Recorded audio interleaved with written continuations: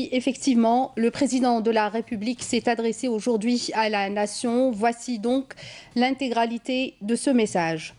Chères concitoyennes, chers concitoyens, l'Algérie traverse une étape sensible de son histoire. Ce 8 mars, pour le troisième vendredi consécutif, d'importantes marches populaires ont eu lieu à travers le pays.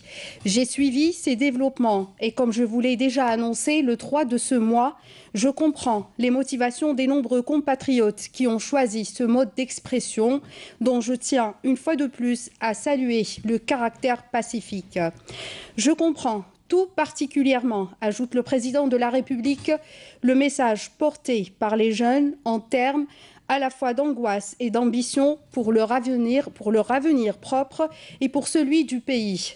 Je comprends, ajoute Abdelaziz Bouteflika, aussi le décalage qui a pu être source de préoccupation entre, d'un côté, la tenue de l'élection présidentielle à une date techniquement appropriée en tant que jalon de gouvernance dans la vie institutionnelle et politique, et de l'autre, l'ouverture sans délai indu du vaste chantier, je disais, politiquement hautement prioritaire de conception et de conduite de réformes profondes dans les domaines politiques, institutionnels, économiques et sociaux, avec la participation la plus large possible et la plus représentative de la société algérienne, y compris la juste part devant revenir aux femmes et aux jeunes.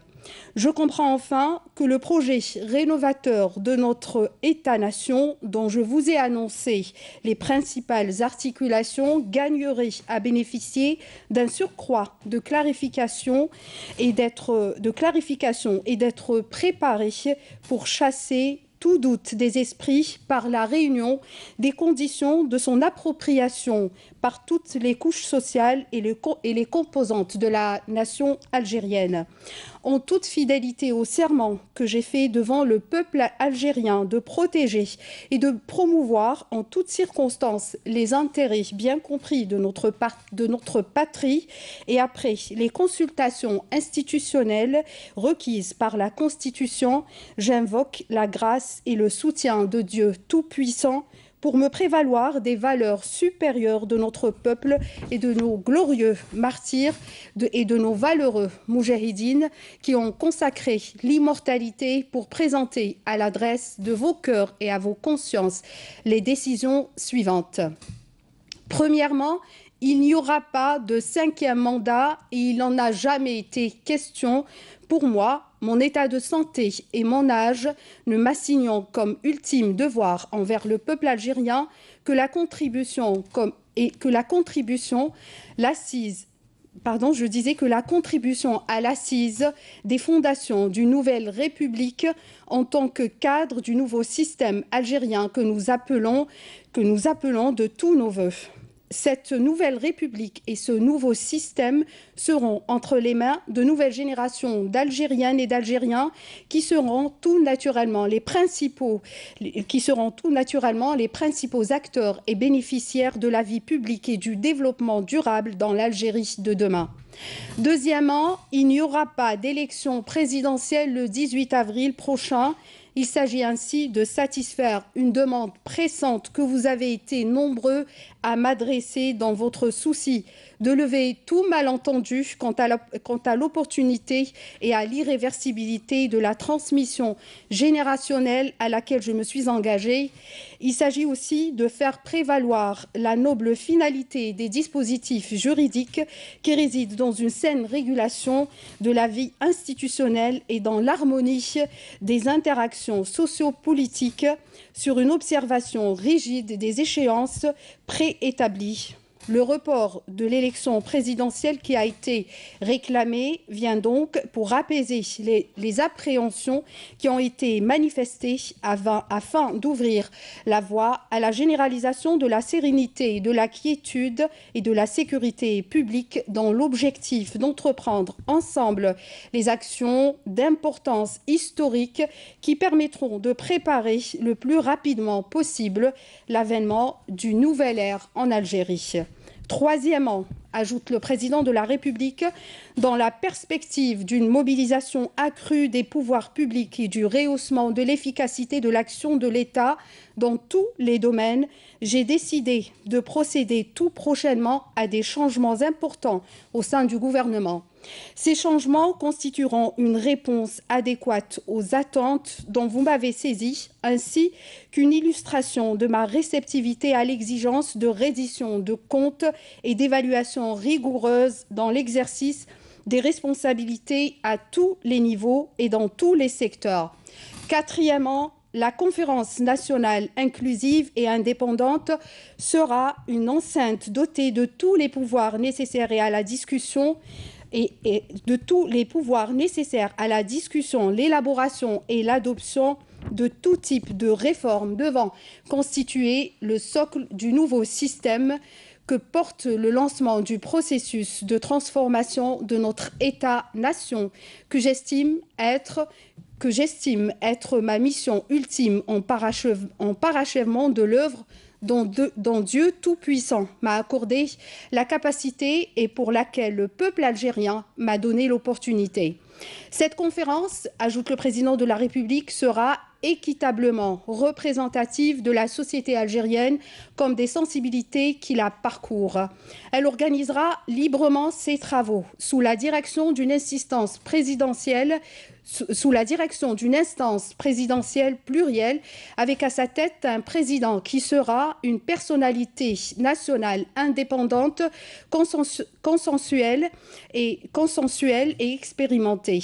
La conférence doit s'efforcer de compléter son mandat avant la fin de l'année 2019.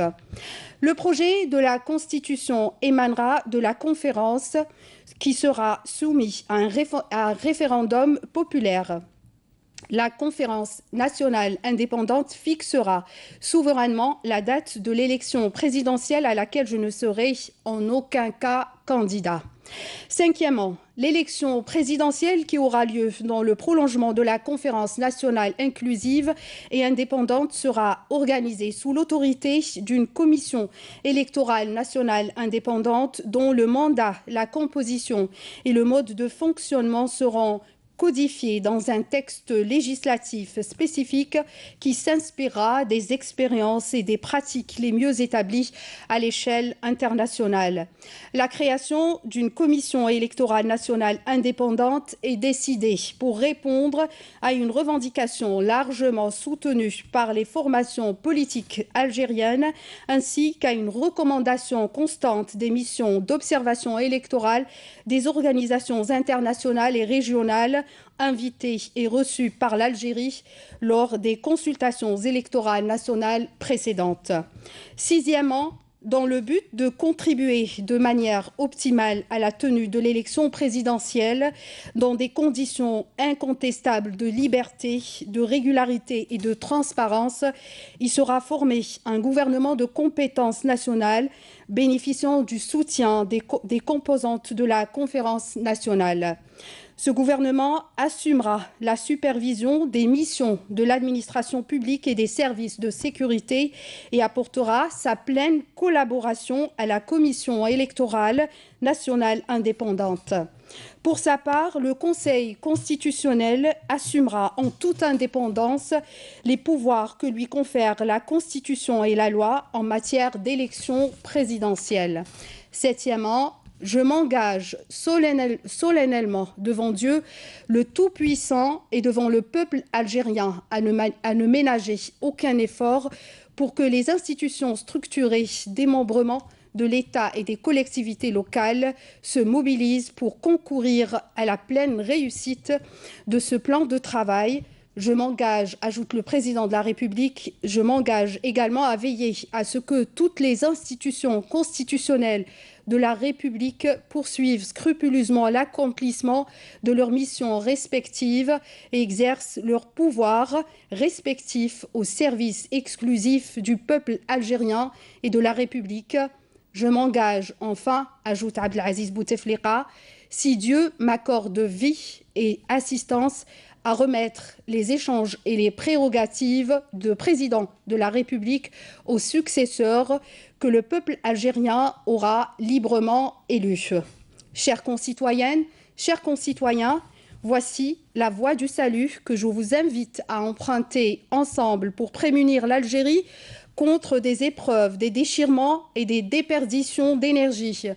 Voici la voie d'un sursaut collectif, pacifique, pour permettre à l'Algérie de réaliser tout son potentiel dans une démocratie épanouie, digne des gloires de l'histoire de notre nation. Voici la voie dans laquelle je vous demande de me suivre et de m'aider. وقل اعملوا فسيرى الله عملكم ورسوله والمؤمنون صدق الله العظيم. Gloire éternelle à nos vaillants martyrs. Voici donc, Amina, c'était l'intégralité du message du président de la République. Merci à vous, Nejma Haj. Bonne soirée. Son Excellence, le président de la République, a reçu le Premier ministre Ahmed Ouyahia qui lui a remis la lettre de démission. Le président de la République a remercié Ahmed Ouyahia pour les efforts effectués à la tête de l'appareil exécutif. Le président de la République a reçu Ramtan Lamamra et Nordine Bedoui. Le président de la République a nommé Nordine Bedoui Premier ministre qu'il a chargé de former un nouveau gouvernement. Le président de la République a également désigné Ramtan Lamamra vice-premier ministre, ministre des Affaires étrangères. Le président de la République, Abdelaziz Bouteflika, a reçu ce lundi à Alger le vice-ministre de la Défense nationale, chef d'état-major de l'armée nationale populaire, le général de corps d'armée Ahmed Gaïd Salah. Lors de cette audience, Gaïd Salah a présenté un rapport sur la situation sécuritaire au niveau national, notamment au niveau des frontières. Le président de la République, Abdelaziz Bouteflika, a reçu Lakhdar Ibrahimi, ancien diplomate, qui lui a rendu une visite de courtoisie. Je vous propose d'écouter la déclaration de Lakhdar Ibrahimi.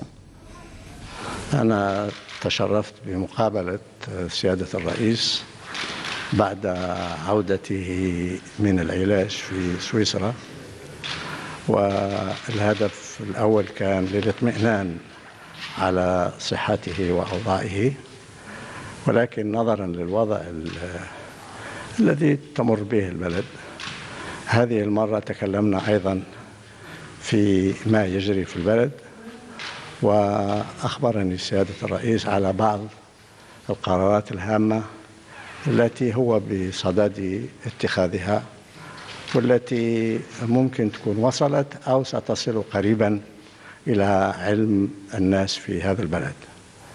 وأنا من هذا الحديث أطلع متفائل أن صوت الجماهير وخاصة الشباب مسموع، وأنه مرحلة جديدة بناءة تعالج الكثير من أشكالنا من مشاكلنا ستبدأ في المستقبل القريب جدا. يعني أظن أن الشباب اللي خرجوا للشوارع في المدن والقرى في بلدنا تصرفوا بمسؤولية أثارت إعجاب الناس في كل مكان في الداخل وفي الخارج. لا بد أننا نستمر نتعامل مع بعضنا البعض بهذه المسؤولية بالاحترام المتبادل الكامل، وأننا نحول هذه الأزمة إذا كانت لا بد أن نسميها أزمة إلى مناسبة بناء وتشييد. فتمنياتنا للجميع وشكرا جزيلا.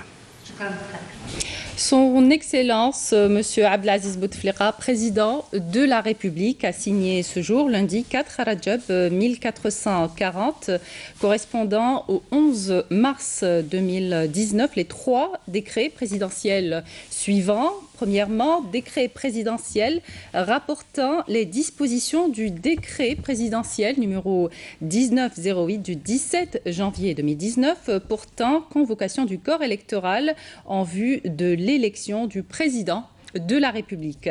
Deuxièmement, décret présidentiel portant abrogation des décrets présidentiels portant désignation du président et nomination des membres de la haute instance indépendante de surveillance des élections.